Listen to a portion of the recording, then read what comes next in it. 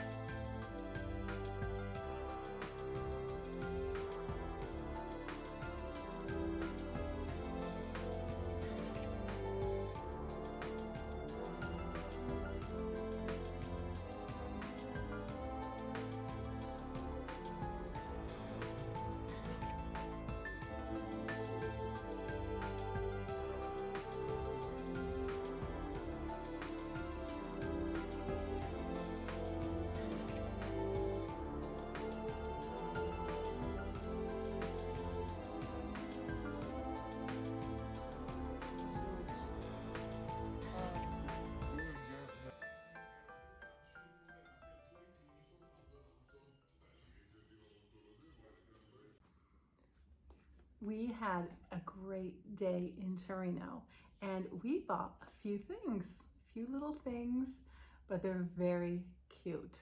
That was such a great shop. I will definitely go back to that great shop.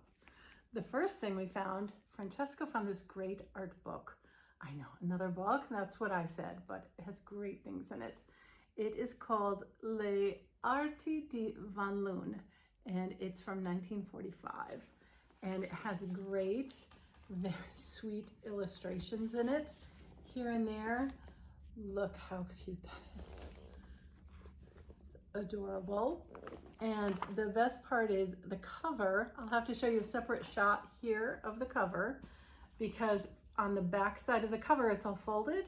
And when you unfold it, there's a map, an illustrated map. It's adorable. It's in really bad shape, but it's so cute. We'll have to figure out how to preserve it. Not sure, but it's really sweet. So that's the first purchase.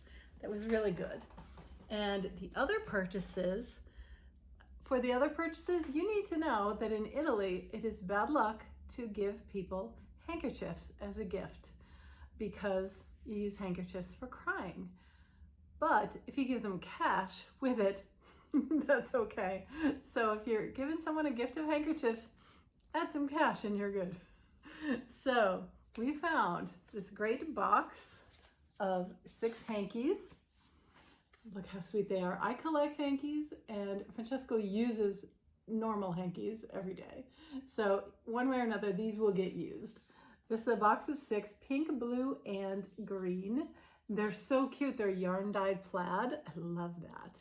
So even if I use these like next Easter to put in a bowl and then put some bread in or something, love these. They'll get used one way or another. They're so sweet.